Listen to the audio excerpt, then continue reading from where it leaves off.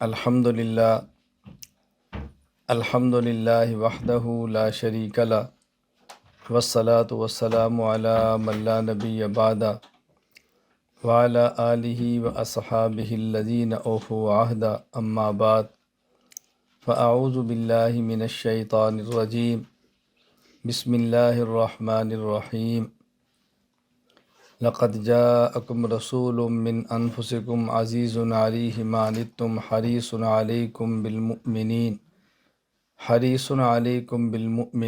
رؤوف الرحیم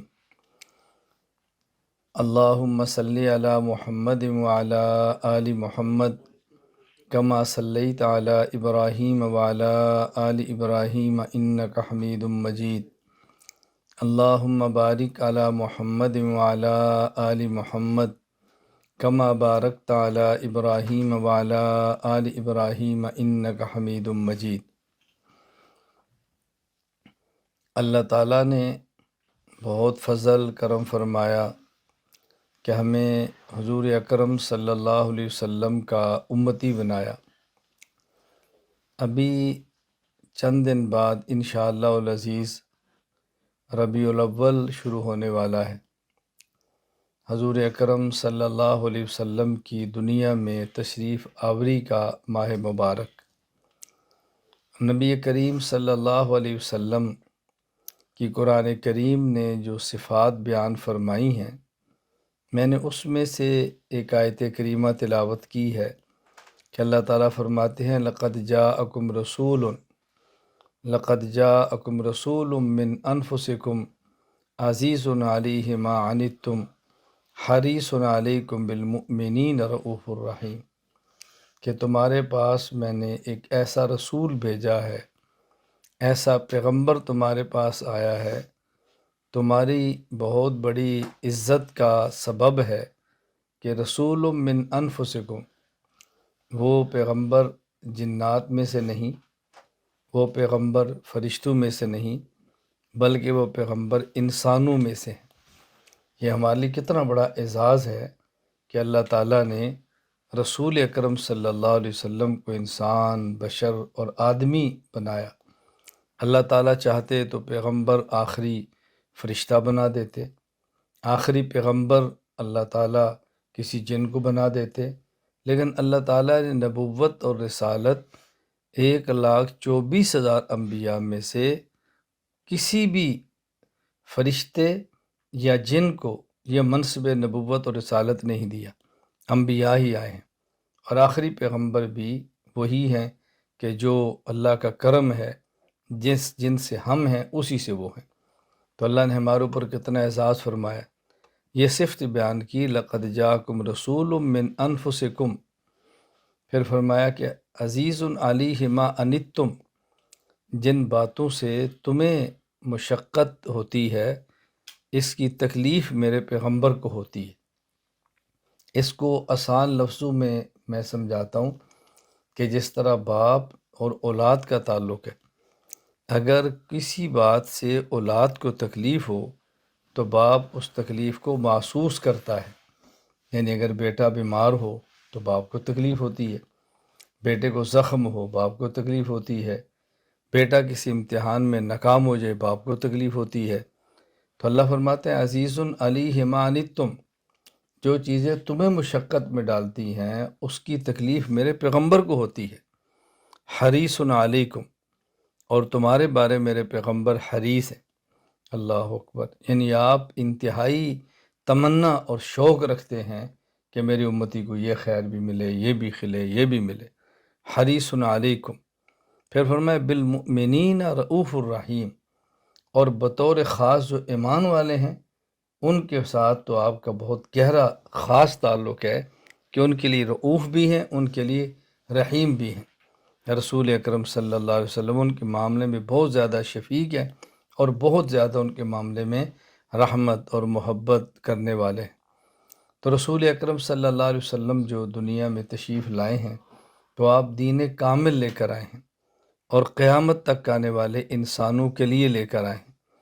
دین میں جو بہت بنیادی چیزیں ہیں ان میں سے قرآن کریم، احادیث، آپ ان سب پہ غور فرمائیں، وہی جو ہے تو اس میں بنیادی چیز نکلتی ہے نمبر 1 عقائد، کہ انسان کا سب سے پہلے ضروری ہے کہ عقیدہ درست ہو، عقائد، اور پھر ضروری ہے کہ انسان کے اعمال درست ہوں، پھر ضروری ہے کہ انسان کے اخلاق درست ہوں۔ اخلاق اور اعمال میں فرق کیا ہوتا ہے؟ عقائد تو آپ جانتے ہیں کہ عقیدہ نام ہے ایک نظریے کا، انسان کی صحیح سوچ اور صحیح فکر کا نام عقیدہ ہے۔ عقیدہ عقدن سے ہے، عقیدہ عقدتن سے ہے۔ عقدن کا معنی ہوتا ہے، یہ بات اچھی طرح ذہن نشین فرمانی، عقدتن، عقدن اصل ہوتا ہے گرا مارنا، کسی چیز کو باندھنا، اسے کہتے ہیں عقدن۔ تو کسی چیز کو پکا کرنا، پختہ کرنا۔ تو عقیدہ ایک وہ نظریہ ہے کہ جس کو انسان اپنے دل اور دماغ میں اس طرح پختہ کرے کہ اس کے جسم کے تو ٹکڑے ہو جائیں لیکن وہ نظریہ نہ چھوٹے، وہ نظریہ نہ ہٹے، اس نظریے پر انسان رتی برابر بھی کسی کے ساتھ کمپرومائز نہ کرے، اس سے پیچھے نہ ہٹے، جسم کے ٹکڑے ہو جائیں لیکن اس سوچ کے ٹکڑے نہ ہو، اس کا نام ہے عقیدہ۔ اس کی بہت ساری مثالیں ہیں۔ رسول اکرم صلی اللہ علیہ وسلم کے پہلے صحابی ابو بکر صدیق رضی اللہ عنہ، گھر چھوڑا، مال چھوڑا، اولاد کو چھوڑا، وطن کو چھوڑا، اور اتنی تکالیف برداشت کی کہ آپ کو حرم میں مارا گیا، پہچان مشکل ہو گئی، جینا مشکل ہو گیا، لیکن آپ نے عقیدہ نہیں چھوڑا، توحید پر قائم ہے، رسالت پر قائم ہے، قیامت پر قائم ہے، حضور صلی اللہ علیہ وسلم کا ساتھ دینے پر قائم ہے۔ اور خواتین میں سب سے پہلی عورت کلمہ گو ام المومنین خدیجۃ الکبریٰ رضی اللہ تعالی عنہا، عورت ہونے کے باوجود اپنا سارا مال پیغمبر پہ نچھاور کیا جا رہا ہے۔ حضرت خدیجہ بیوی ہیں، رسول اکرم صلی اللہ علیہ وسلم شوہر ہیں، تو شوہر کے ذمے ہے بیوی پر خرچ کرنا، لیکن یہاں بیوی خرچ کر رہی ہے رسول اکرم صلی اللہ علیہ وسلم پر۔ تو حضرت خدیجہ کی ایک حیثیت یہ ہے کہ آپ رسول اللہ صلی اللہ علیہ وسلم کی بیوی ہیں، اور ایک حیثیت سی ہے کہ رسول اللہ صلی اللہ علیہ وسلم کی امتی ہیں۔ تو حضرت خدیجہ جو اپنا سارا مال پیغمبر پہ لٹا رہی ہیں، تو یہ بطور بیوی ہونے کے نہیں ہے بلکہ بطور حضور صلی اللہ علیہ وسلم کی امتی ہونے کے۔ دیکھیں سارا مال لٹا دیے، اور جب نبی پاک صلی اللہ علیہ وسلم پر اتنی بڑی تکلیف آئی کہ آپ کو شیب ابی طالب میں 3 سال کے لیے ایک گھاٹی میں محصور کر دیا گیا، پابند کر دیا گیا، اس سے باہر نہیں جائیں گے، اور پورے اہل مکہ کا بائیکاٹ کر دیا گیا، کوئی ان سے ملے گا نہیں۔ اس 3 سال کی اس بغیر دیوار کے جیل میں حضرت خدیجہ رسول اللہ صلی اللہ علیہ وسلم کے ساتھ رہی، اور اتنی قربانیاں دی ہیں کہ جس سال حضرت خدیجہ رضی اللہ تعالی عنہا کا انتقال ہوا ہے، 10 نبوی، اسے کہتا ہے عام الحزن، یعنی یہ غم کا سال تھا رسول اللہ صلی اللہ علیہ وسلم کے لیے۔ اور حضرت ام المومنین عائشہ رضی اللہ تعالیٰ نے فرمایا کرتی کہ مجھے دنیا میں جس قدر رشک خدیجہ پر آتا ہے کسی اور عورت پر نہیں آیا، حتیٰ کہ خدیجہ کئی بار اللہ کے نبی سے پوچھ لی تھی کہ آپ اتنا خدیجہ کا تذکرہ کرتے ہیں، ان میں وہ کون سی خوبی ہے جو میرے اندر نہیں ہے؟ تو آپ کیا فرمایا کرتے عائشہ، خدیجہ کذا و کذا، کانت و کانت، خدیجہ تو ایسی تھی، خدیجہ تو ایسی تھی، میں کیا بتاؤں تمہیں۔ حتیٰ کہ مدینہ منورہ میں بس اوقات رسول اکرم صلی اللہ علیہ وسلم کے ہاں ایک بکری ذبح ہوتی، اور آپ فرماتے کہ اس کا گوشت خدیجہ کی سہیلیوں کو دو، یعنی آپ اندازہ فرمائیں حضرت خدیجہ کی کیا قربانیاں تھیں۔ اس حد تک رسول اللہ صلی اللہ علیہ وسلم کو یاد رکھا ہوا۔ بلکہ جب غزوہ بدر ہوا تو نبی پاک صلی اللہ علیہ وسلم کی بیٹی حضرت زینب رضی اللہ تعالی عنہا، ان کے شوہر ابو العاص جو کہ ابھی تک کلمہ نہیں پڑھا تھا، صحابی نہیں بنے تھے، اور مشرکین کی طرف سے جنگ بدر میں آپ کے مقابلے میں آئے، گرفتار ہو گئے۔ طویل مشاورت کے بعد یہ فیصلہ ہوا کہ جنگ بدر میں جو مشرک قیدی ہیں ان سے فدیہ لے کر چھوڑ دیا جائے۔ فدیہ کا معنی کہ یہ بدلے میں کچھ دیں۔ پیسے دیں، بعض پیسے نہیں دے سکتے تھے تو ان کا فدیہ یہ تھا کہ مسلمانوں کے بچوں کو وہ لکھائیں پڑھائیں، یہ ان کا فدیہ تھا، فدیہ لے کر ان کو چھوڑ دیا جائے۔ تو حضرت زینب رضی اللہ تعالی عنہا کے شوہر نے حضرت زینب سے کچھ منگوایا کہ میں فدیہ دے کر چھوٹوں، تو انہوں نے اپنا جو ہار تھا وہ حضرت خدیجہ نے بولاس کو بھیجا، اب ان کی طرف سے فدیے میں ہار آیا، نبی پاک صلی اللہ علیہ وسلم تشریف فرما ہیں اور قیدیوں کے فدیے جمع ہو رہے، اس میں ایک ہار آیا، تو جب رسول اللہ صلی اللہ علیہ وسلم اس ہار کو دیکھا تو آپ کی آنکھیں پرنم ہو گئی، آپ کے آنسو نکل آئے اور حضرت خدیجہ یاد آ گئی، تو آپ نے صحابہ سے فرمایا اگر تم خوشی سے سب اجازت دو تو میں ہار ابولاس کو واپس کر دوں، یہ ہار خدیجہ کا ہے جو اپنی بیٹی زینب کو دے کر گئی تھی، تو مجھے خدیجہ یاد آ گئی۔ تو صحابہ نے کہا حضرت آپ نے کیا پوچھنا ہے، آپ تو اس میں پورا اختیار رکھتے ہیں، آپ نے پھر بھی اس کو مشورے میں رکھا، یعنی آپ اندازہ فرمائیں کہ خدیجہ کی کیا وہ قربانیاں تھیں جو اس حد تک رسول اللہ صلی اللہ علیہ وسلم کو یاد تھی، لیکن قربانیاں دی ہیں، پیغمبر کا ساتھ نہیں چھوڑا، عقیدہ توحید کو نہیں چھوڑا، عقیدہ رسالت کو نہیں چھوڑا، عقیدہ آخرت کو نہیں چھوڑا، یہ ہے عقیدہ۔ یہ نہیں کہ تھوڑی سی کہیں سے سختی آئی تو ہم اپنا ایمان چھوڑ دیں، معمولی جی تکلیف آئی تو نظریہ بدل دیں، معمولی سا کہیں سے دکھ پہنچا تو اپنے تعلق کو توڑ دیں۔ قرآن کریم میں ہے الف لام میم احسب الناس ان یترکوا ان یقولوا آمنا وهم لا یفتنون، لوگ سمجھتے ہیں کہ ہم ایمان لے آئیں، ہم صحیح عقیدہ اختیار کر لیں اور ہمیں کوئی بھی تکلیف نہ ہو، یہ کیسے ممکن ہے؟ یہ کیسے ممکن ہے؟ ایک جگہ پر ام حسبتم ان تدخلوا الجنہ ولما یاتکم مثل الذین خلو من قبلکم مستهم البأساء والضراء وزلزلوا حتی یقول الرسول والذین آمنوا معه متی نصر اللہ، فرمایا کہ کیا تم سمجھتے ہو کہ تمہارے اوپر وہ حالات نہ آئیں جو گزشتہ امتوں پر آئے تھے، پیغمبر بھی یہ بات کیا اٹھا کہ اللہ مدد کب آئے گی، اے اللہ مدد کب آئی، الا ان نصر اللہ قریب، فرمایا بہت جلدی آئی۔ ام حسبتم ان تدخلوا الجنہ ولما یعلم اللہ الذین جاہدوا منکم ولم یتخذوا من دون اللہ، اللہ فرماتے تم سمجھتے ہو کہ تمہارا کچھ بھی نہ ہو، پتہ ہی نہ چلے منافق کون ہے مومن کو فرق ہی نہ ہو۔ میں عرض یہ کر رہا ہوں کہ شریعت میں سب سے پہلی اور بنیادی چیز عقیدہ ہے۔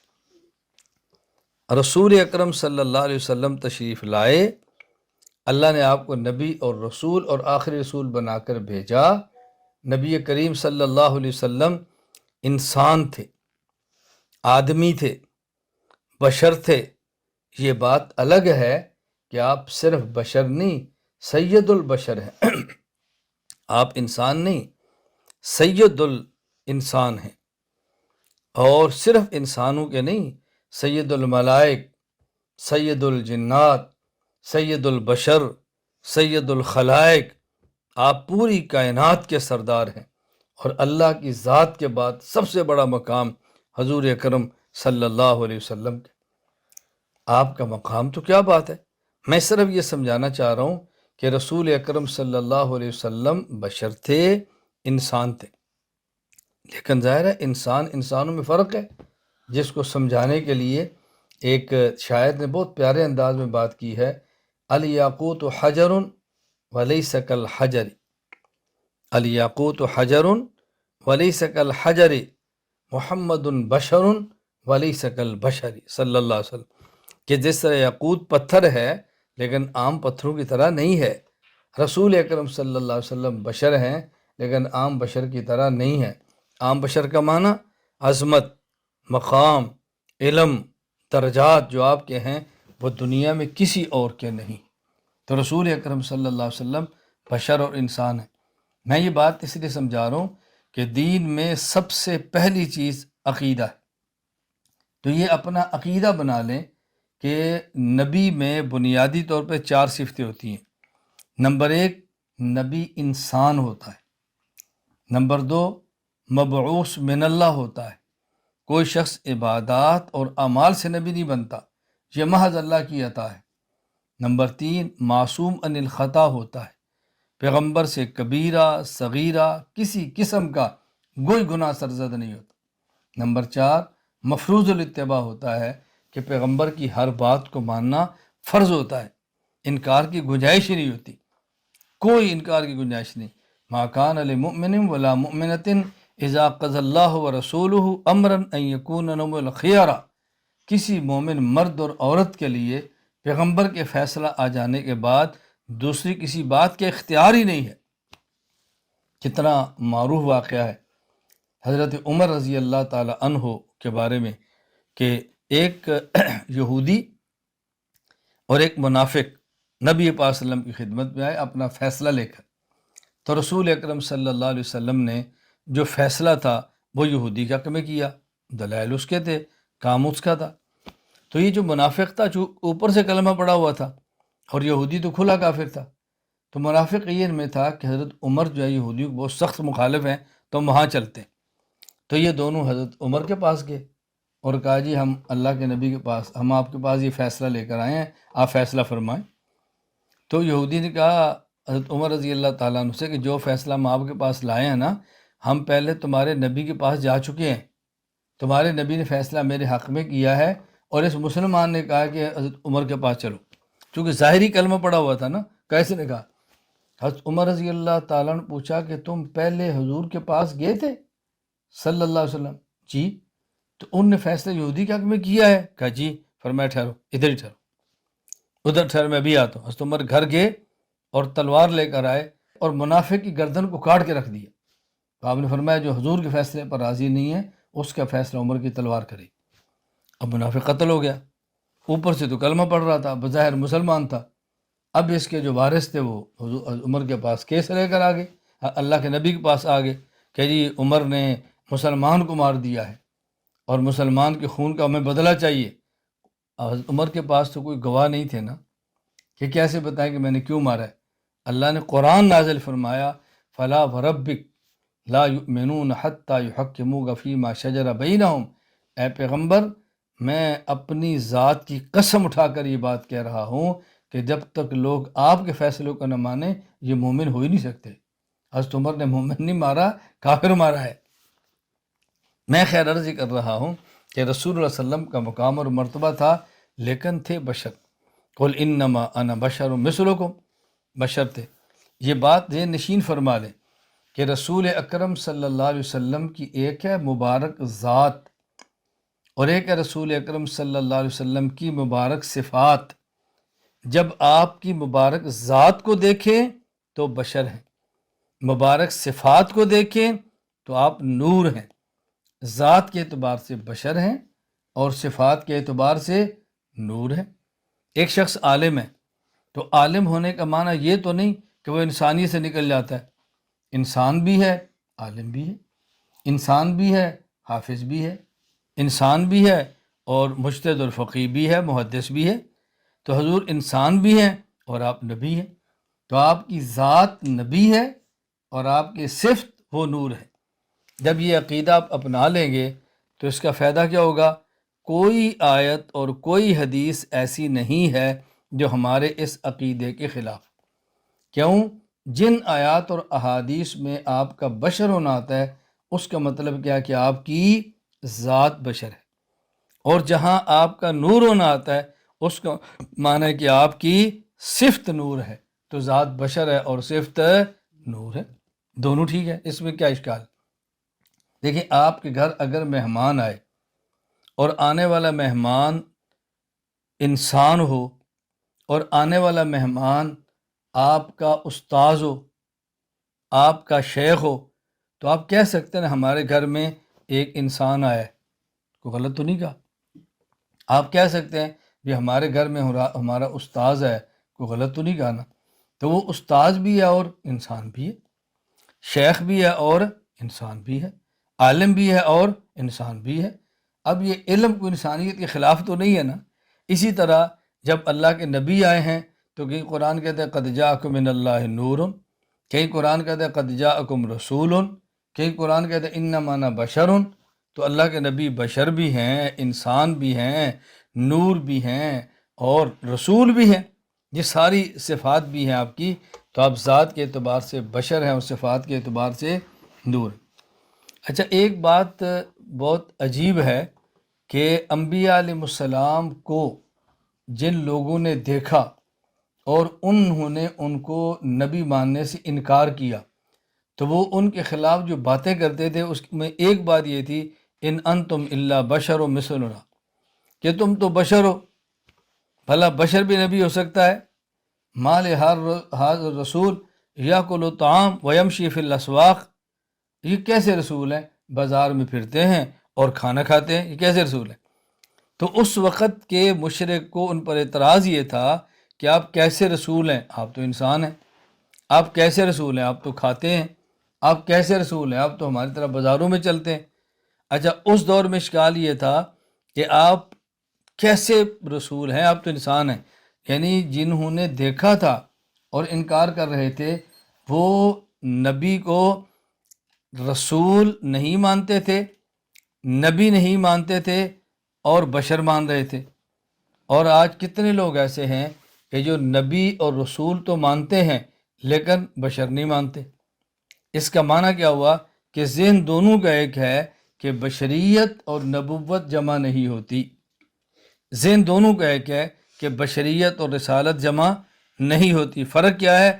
انہوں نے بشر مان لیا اور رسول نہیں مانا، انہوں نے رسول مان لیا اور بشر نہیں مانا، تو ذہن ایک ہی ہوا نا۔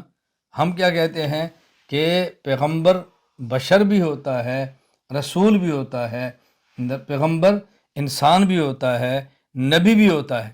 سب سے پہلے شخص جو انسان ہے حضرت آدم ہے۔ وَإِذْ أَخَذَ رَبُّكَ مِن بَنِي آدَمَ مِن ظُهُورِهِمْ، باقی ساری اولاد آدم حضرت آدم کی پشت سے نکلی ہے۔ پہلے مرد آدم ہے، پھر اس کے بعد حوا عورت ہے، اور ان سے آگے اللہ نے ساری نسل چنائی ہے۔ یا ایھا الناس اتقوا ربکم الذی خلقکم من نفس واحدہ فخلق منها زوجہا۔ اللہ فرماتے ہیں کہ دیکھو، اللہ نے پہلے ایک آدم کو پیدا کیا، اس سے ان کی بیوی کو پیدا کیا، وبث منہما رجالا کثیرا ونساء، اور اس سے پھر مرد اور عورت پیدا فرما دی۔ تو ہم سارے کے سارے حضرت آدم کی اولاد میں سے ہیں۔ کہ پوچھے حضور کا نام کیا ہے؟ محمد صلی اللہ علیہ وسلم۔ والد کا نام کیا ہے؟ عبداللہ۔ آپ کی والدہ کا نام کیا ہے؟ آمنہ۔ آپ کی بیوی کا نام کیا ہے؟ خدیجہ، سودا، زینب بنت خزیمہ، حفصہ، عائشہ، میمونہ۔ بیوی کا نام کیا ہے؟ صفیہ، زینب بنت جہش۔ یہ آپ نبی پاک صلی اللہ علیہ وسلم، جویریہ آپ کی بیویاں ہیں۔ اور آپ کے بیٹوں کا نام کیا ہے؟ قاسم۔ بیٹوں کا نام کیا ہے؟ ابراہیم۔ بیٹے کا نام کیا ہے؟ عبداللہ۔ بیٹی کا نام کیا ہے؟ زینب، رقیہ، ام کلثوم، فاطمہ۔ داماد کون ہیں؟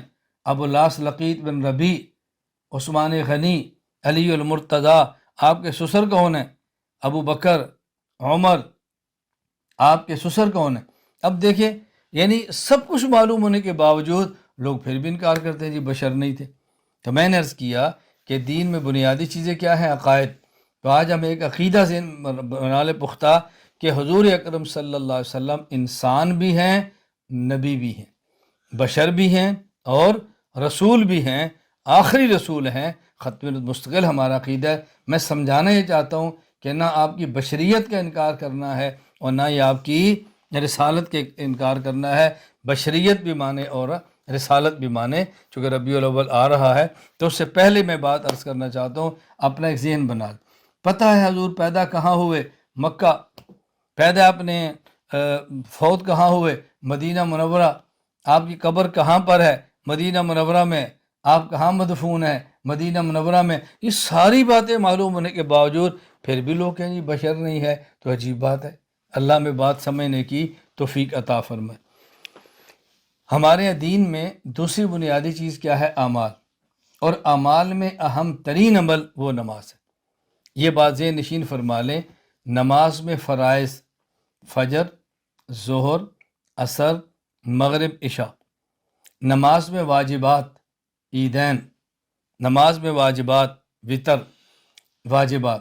پھر نماز میں سنن مؤکدہ، فجر سے پہلے 2 رکعت، ظہر سے پہلے 4، ظہر کے بعد 2، مغرب کے بعد 2، سنن مؤکدہ اور اس کے علاوہ نوافل، اوابین کے نفل، عصر سے پہلے 4 رکعت، اور اسی طرح عشاء سے پہلے 4 رکعت، مغرب کے بعد 2 سنت کے بعد جو نفل ہیں، تہجد کے نفل، اشراق کے نفل، اوابین کے نفل، چاش کے نوافل، صلاۃ و تسبیح نوافل ہیں۔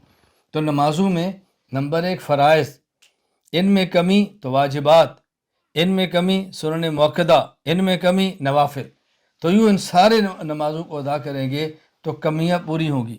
اور حقوق اللہ میں سے قیامت کے دن سب سے پہلے جو حساب ہوگا وہ نماز کا ہوگا۔ ایک بات یہاں ذہن میں رکھ لیں کہ احادیث 2 قسم کی ہیں۔ بعض احادیث میں ہے کہ قیامت کے دن سب سے پہلے حساب نماز کا ہوگا، بعض احادیث میں ہے قیامت کے دن سب سے پہلے حساب قتل کا ہوگا، خون کا ہوگا۔ تو لوگ سمجھتے ہیں احادیث میں تعارض ہے، تعارض نہیں، ایک ہے حقوق اللہ اور ایک ہے حقوق العباد۔ حقوق اللہ میں سب سے پہلے حساب نماز کا ہوگا، اور حقوق العباد میں سب سے پہلے حساب انسان کی جان اور خون کا ہوگا۔ تو نماز سب سے پہلے فرائض کو دیکھا جائے گا، فرائض مکمل ہیں تو ٹھیک ہے، اگر فرائض میں کمی ہے تو اس کو نوافل سے پورا کیا جائے گا۔ اس لیے نوافل کا بھی اہتمام کریں کہ نوافل سے قیامت کے دن فرائض نے پورا ہونا ہے۔ لیکن جب نماز پڑھیں تو ضروری ہے کہ ہم نماز کے مسائل کو سیکھیں۔ بس اوقات انسان نماز پڑھ لیتا ہے، عمل کر لیتا ہے، اور عمل کرنے کے باوجود اس کے اجر سے محروم ہو جاتا ہے۔ قرآن کریم میں ہے قُلْ هَلْ نُنَبِّئُكُم بِالْأَخْسَرِينَ أَعْمَالًا الَّذِينَ ضَلَّ سَعْيُهُمْ فِي الْحَيَاةِ الدُّنْيَا وَهُمْ يَحْسَبُونَ أَنَّهُمْ يُحْسِنُونَ صُنْعًا۔ اے پیغمبر آپ ان کو بتاؤ، ہم تمہیں وہ لوگ بتائیں کہ جو اعمال میں بہت نقصان میں ہیں، وہ سمجھتے ہیں کہ ہم ٹھیک کر رہے ہیں، حالانکہ ان کا عمل اللہ کے یہاں قابل قبول نہیں ہوتا۔ اس لیے ضروری ہے کہ ہم نماز کے معاملے میں بہت ساری چیزوں کا خیال کریں۔ میں 2-3 باتیں عرض کر دیتا ہوں۔ ایک تو اس بات کا خیال کریں کہ نماز کو اپنے وقت پر پڑھیں۔ ان الصلاۃ کانت علی المؤمنین کتابا موقوتا، ہر نماز اپنے وقت پر فرض ہے، نماز کو اپنے وقت پر پڑھیں۔ یہ جو ہمارے ہاں چل پڑی ہے بات کہ بہت سارے لوگ جمع بین الصلاتین کر لیتے ہیں، ظہر اثر ظہر میں پڑھ لی، ظہر اثر اثر کے وقت میں پڑھ لی، مغرب عشاء مغرب میں پڑھ لی، یا مغرب عشاء کے عشاء کے وقت پڑھ لی، ظہر ظہر کے وقت ہے، اثر اثر کے وقت ہے، مغرب مغرب کے وقت ہے، عشاء عشاء کے وقت ہے۔ یہ جمع بین الصلاتین کی ترتیب کبھی اختیار نہ کریں۔ میں اس پر دلائل دے چکا ہوں، مستقل بیان موجود ہے، مستقل میری اس پہ ملف اور فائل موجود ہے، جمع بین الصلاتین کے عنوان پہ آپ اس کو منگوائیں، آپ اس کو پڑھیں، آپ اس کو دلائل دیکھیں تاکہ کوئی الجھن نہ ہو۔ میں ایک مختصر سی بات کرتا ہوں۔ ایک مرتبہ ایک شخص کی مجھ سے تفصیلی گفتگو ہوئی جمع بین الصلاتین کے بارے میں، تو میں نے ان سے کہا کہ آپ 2 نمازیں ایک وقت میں کیسے جمع کریں گے، کیا یہ ممکن ہے؟ کہتے ہیں جی ہاں۔ میں نے پوچھا کیسے؟ کہا جی آپ عصر کو ظہر کے وقت میں پڑھیں، جمع ہو گئی۔ میں نے کہا نماز فرض ہوتی ہے جب نماز کا وقت داخل ہو، تو جب عصر کا وقت داخل ہی نہیں ہوا، عصر فرض ہی نہیں ہوئی، تو آپ نے کون سی عصر کی نماز پڑھی ہے؟ فرض ہوگی تو آپ پڑھیں گے نا۔ تو کہا جی ہم ظہر اور عصر کو عصر کے وقت میں پڑھیں۔ میں نے کہا جب نماز کا وقت نکل جائے اس کو ادا نہیں کہتے، قضا کہتے ہیں۔ تو اگر آپ نے عصر کو ظہر کے وقت کی پڑھا تو فرض ہونے سے پہلے پڑھا، اور اگر آپ نے ظہر کو عصر کے وقت پڑھا تو آپ نے وقت کے بعد پڑھا، تو یا قضا ہو گئی یا ہوئی نہیں۔ تو آپ بتائیں جمع کیسے کریں گے؟ آپ بتائیں جمع کیسے کریں؟ اس کا خیال کریں کہ جمع سے بچیں۔ دوسرا، بہت سارے ہمارے لوگ ایسے ہیں کہ جو سردی میں بار بار وضو اور پاؤں دھونے کے ڈر سے یہ سوتی اور اونی باریک جرابوں پر مسح کر کے اپنی نماز خراب کر لیتے۔ یہ یاد رکھیں، اگر سوتی اور اونی جرابوں پر مسح کیا، نماز پڑھ لی، نماز نہیں ہوگی۔ اگر امام موجود ہے اور امام ایسی جرابوں پر مسح کر کے نماز پڑھاتا ہے تو اس کے پیچھے نماز نہیں ہوگی۔ اپنی نمازوں کو قطعاً خراب نہ کریں۔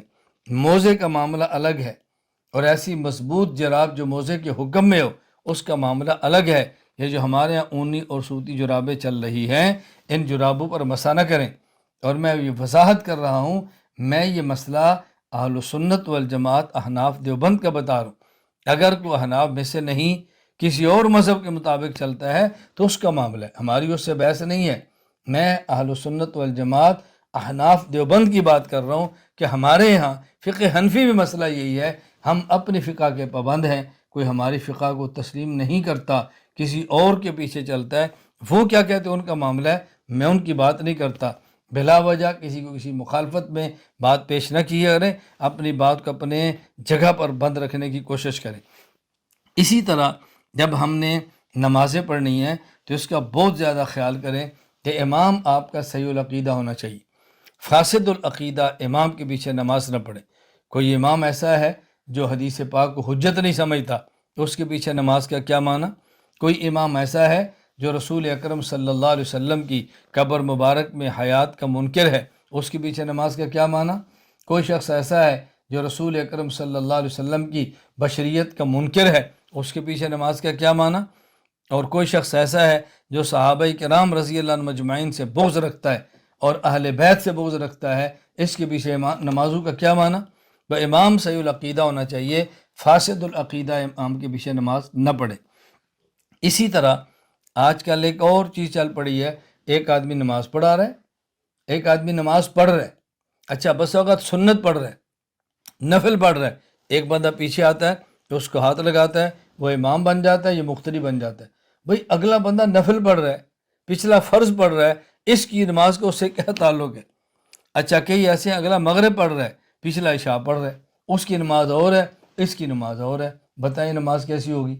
کوئی آگے مغرب پڑھ رہا ہے، پیچھے والا عشاء پڑھ رہا ہے، آگے والا عشاء پڑھ رہا ہے، پیچھے والا مغرب پڑھ رہا ہے۔ ان باتوں کا بہت زیادہ خیال کریں، بلا وجہ اپنی نمازیں خراب نہ کریں، نمازوں کا اہتمام کریں اور نمازوں کو درست رکھیں۔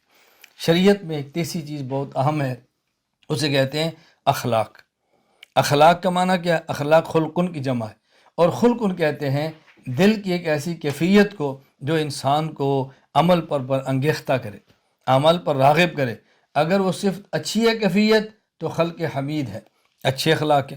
اگر وہ صفت گندی ہے، گندے عمل پر ابھارتی ہے تو یہ خلق سیئ ہے اور یہ اخلاق رذیلہ ہیں، ان سے بچنا ضروری ہے۔ میں آج ایک خلق پہ ہلکی سی بات کرتا ہوں اور ہمیشہ اس کی ترغیب دیتا ہوں، وہ ہے حیا۔ مرد ہو یا عورت اپنے اندر حیا پیدا کریں، مرد ہو یا عورت اپنے اندر انسانی غیرت پیدا کریں، حیا پیدا کریں۔ اور بے حیائی یہ جب پیدا ہوتی ہے یہ آنکھ کی حفاظت نہ کرنے سے ہوتی ہے، اور اس وقت دنیا میں جتنا گناہ عام یہ آنکھ کا ہے، شاید ہی دنیا میں کوئی اتنا گناہ عام ہو جتنا یہ گناہ عام ہے، شاید اتنا کوئی اور گناہ عام ہو۔ ہمارے حضرت شاہ کی مخترع اللہ فرمایا کرتے تھے اس وقت دنیا میں سب سے بڑا جو جرم اور گناہ ہے وہ آنکھ بدنگاہی کا ہے، نامحرم کو دیکھنے کا ہے۔ اس لیے اپنی آنکھ کی حفاظت کرنا از حد ضروری ہے، نامحرم عورت پر آنکھ نہ پڑے۔ رسول اللہ صلی اللہ علیہ وسلم کا ارشاد ہے النظر من سہام ابلیس مسموم، یہ شیطان کے زہریلے تیروں میں سے ایک تیر ہے، زہریلا تیر ہے، یہ انسان کے دل کو تباہ کر دیتی ہے، یہ انسان کو برباد کر دیتی ہے۔ اور اس گناہ سے بچنے کے لیے یعنی سب سے اہم بات ایسے موقع سے بچیں، ایسی جگہ سے بچیں جہاں پر یہ گناہ ہوتے ہیں۔ بغیر ضرورت کے بازار جانا بچیں، بلا ضرورت کے شادیوں میں شرکت کرنا جس میں مخلوط اجتماع ہو، مرد عورت اکٹھے، اس سے بچیں۔ بلا ضرورت موبائل کے استعمال، اس سے بچیں۔ ان چیزوں کی وجہ سے انسان گناہوں کے اندر مبتلا ہوتا ہے۔ جتنے مرد اور جتنی خواتین کا مجھ سے اصلاحی تعلق ہے، ان میں سے جس نے بھی بد نگاہی کی بیماری کی بات کی ہے اس کی سب سے پہلی وجہ موبائل ہوتی ہے۔ جو بھی بد نگاہی کی بات کرتا ہے اس کی وجہ موبائل ہے۔ موبائل کی وجہ سے بد نگاہی، موبائل کی وجہ سے بے حیائی، موبائل کی وجہ سے غلط چیزیں۔ اس لیے میں بار بار یہ بات کہہ رہا ہوں، بلا ضرورت موبائل کے استعمال سے بچیں، بلا ضرورت موبائل کے استعمال سے بچیں۔ اس کو اس انداز میں بنا دیا گیا ہے کہ انسان قرآن بھی پڑھے دیکھے تو اس کی نظر پڑے گی، اگر وہ حدیث بھی ہو نظر پڑے گی، اگر وہ بیان بھی سنے اس کی نظر دائیں بائیں جائے گی۔ اس سے بچنے کا طریقہ سب سے آسان ترین طریقہ یہ ہے کہ خود کو بلا ضرورت موبائل کے استعمال کرنے سے بچیں۔ بس جس قدر بلا ضرورت استعمال سے بچیں گے اتنا ہی گناہوں سے بچ جائیں گے۔ میں اکثر یہ بات کہتا ہوں، جو بھی مجھے یہ بات کہتا ہے کہ جی یہ بدنگاہی میرا پیچھا نہیں چھوڑ دی، فلاں گناہ نہیں چھوڑ رہا، میں کہتا ہوں آپ موبائل کی جان چھوڑ دو، بدنگاہی آپ کی جان چھوڑ دے گی۔ آپ اس سے جان چھڑا لو، باقی گناہوں سے ہماری جان چھوٹ جائے گی۔ تو ہم اپنی حفاظت کریں، اپنی آنکھوں کی حفاظت کریں۔ جو انسان آنکھ سے دیکھتا ہے وہ دماغ میں محفوظ ہوتا ہے، وہ دماغ کی طرح منتقل ہوتا ہے۔ پھر ہم کہتے ہیں نماز میں لذت نہیں آتی، ہم کہتے ہیں قرآن میں لذت نہیں آتی، ہم کہتے ہیں ذکر میں لذت نہیں آتی، ہم کہتے ہیں دین پڑھنے میں لذت نہیں آتی، علماء کی مجلس میں لذت نہیں آتی۔ بھئی جب دماغ کے اندر بے حیائی اور نامحرم خواتین گھسی ہوگی تو بتائیں کیسے لذت آئی؟ جب خواتین کے دماغ میں نامحرم مرد گھسے ہوں گے تو آپ بتائیں پھر انسان کو عبادات میں لذت کہاں سے آئے گی؟ قرآن میں لذت کہاں سے آئے گی؟ احادیث میں کہاں سے آئے گی؟ فقہ عقائد میں کہاں سے آئے گی؟ شریعت میں کہاں سے آئے گی؟ پھر اہل علم کی مجلس میں انسان کو کیسے لطف آ سکتا ہے؟ آدمی کیسے علماء کی مجلس میں جاتا ہے؟ تو سب سے بڑا اور سب سے زیادہ گناہ اس وقت یہ بدنگاہی کا ہے۔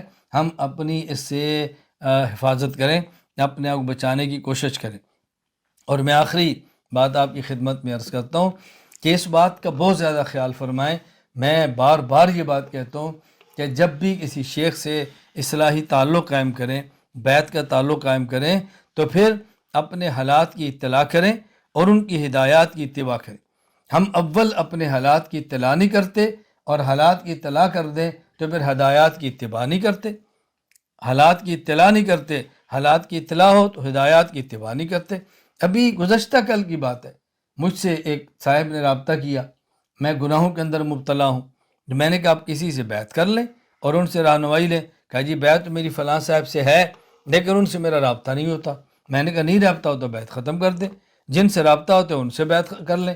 اب ہم ایسی جگہ پہ تعلق قائم کرتے ہیں جہاں رابطہ نہیں ہوتا، تو رابطہ بھی نہیں ہو سکتا اور تعلق بھی ختم نہیں کر سکتے۔ تو ہم چاہتے ہیں کہ برکت کے لیے بیعت کسی اور جگہ پر ہو جائیں اور اصلاح کسی اور جگہ پر کراتے رہیں۔ بھائی ایک جگہ کو سنبھال لیں جس میں آدمی کو دقت نہیں ہوتی، آدمی کو تکلیف نہیں ہوتی، انسان کو راحت رہتی ہے۔ اپنے حالات کی اطلاع کریں اور حالات کی اطلاع کے بعد پھر ہدایات کی اتباع کریں۔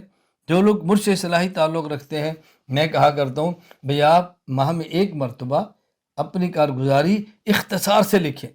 ہم کیا کریں گے، یا تو لکھیں گے نہیں، اور اگر لکھنے کا جوش چڑھ گیا تو پھر 3 صفحے لکھ دیں گے اور زیادہ ضرورت باتیں لکھیں گے، بلا وجہ باتیں لکھیں گے۔ اس کا بہت زیادہ خیال فرمائیں۔ اور موبائل کا تو میں بار بار کہتا ہوں بھئی آپ اس کو آداب سیکھو، استعمال کا سلیقہ سیکھو، کسی کو میسج کرنا سیکھو، کسی سے رابطہ کرنا سیکھو۔ اللہ تعالیٰ مجھے اور آپ سب کو بات عمل کرنے کی توفیق عطا فرمائے۔ تو ہم نے اپنے عقائد بھی درست کرنے ہیں، اپنے اخلاق بھی درست کرنے ہیں، اور ہم نے انشاءاللہ العزیز اعمال بھی شریعت کے مطابق اختیار کرنے ہیں۔ اللہ تعالیٰ مجھے اور آپ سب کو عمل کرنے کی توفیق عطا فرمائے۔ میں پہلے بھی گزارش کر چکا ہوں، اب پھر گزارش کرتا ہوں کہ الحمدللہ علم دین کورس 2 سالہ تیار ہو کے آ چکا ہے۔ حضرات اور خواتین 2 سالہ علم دین کورس میں داخلہ لیں، اپنے گھروں میں منگوائیں، اور خصوصاً علماء اور ائمہ اپنے اپنے علاقے میں مدارس میں، مساجد میں، اپنی بیٹھکوں میں 2 سالہ علم دین کورس کو عام کریں۔ اس وقت آپ دیکھ رہے ہیں، آپ کے سامنے سب کتب آ جائیں گی، 2 سالہ علم دین کی تمام کتب آپ کے سامنے ہوں گی۔ آپ اس کو دیکھیں، آپ اس کو منگوائیں۔